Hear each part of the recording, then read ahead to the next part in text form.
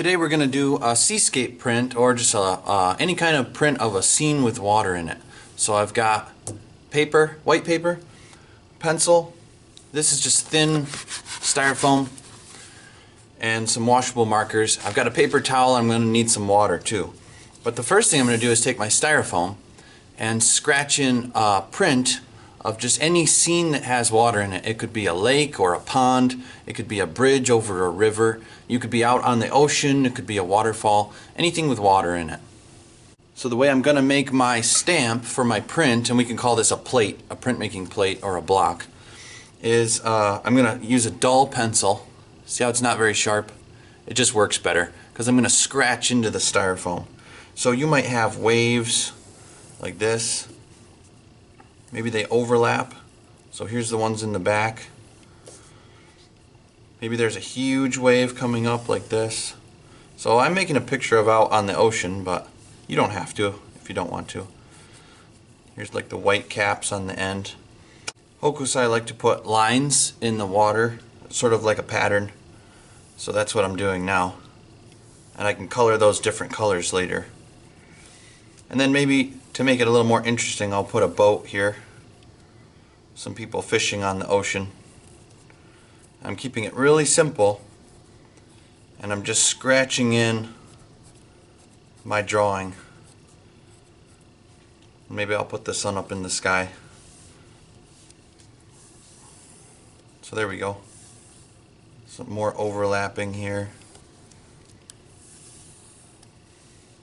You can put some clouds too if you want. I like to have my clouds go right off the edge of the picture. So once you have a design with water in it, you can start coloring it in with your washable markers.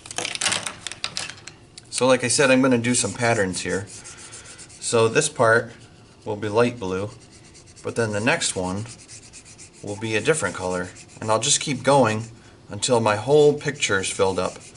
If you make a mistake, you can just wipe your ink off your styrofoam like that. But then you do want to wash your hands because they're going to get kind of messy if you're doing that. But before you print, wash your hands. But you can kind of erase as you go that way, because the ink will stay on the styrofoam, but it won't stick to it forever. It's going to come off, and that's why it's going to be good for a print.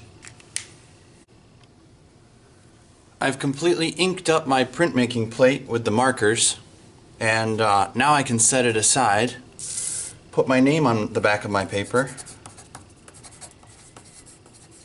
and my class code, 1- something, and then I can take this to the sink and get it wet.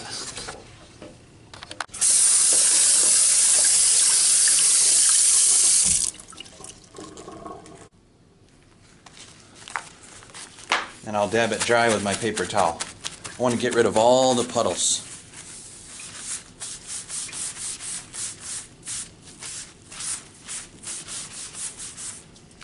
So it's still wet, but there's no more puddles. So now I'm going to take my wet paper and my inked styrofoam, flip it over. I'm going to try not to wiggle it, but I just want to press down and get all the areas. And I don't want to take this off until I've gotten all the ink pressed. So get the middle, the corners, the edges, and just try not to move it because that'll mess your print up. But then you can carefully lift it off, and that's your print. And you get really cool textures with it because you've stamped it. So work hard, have fun.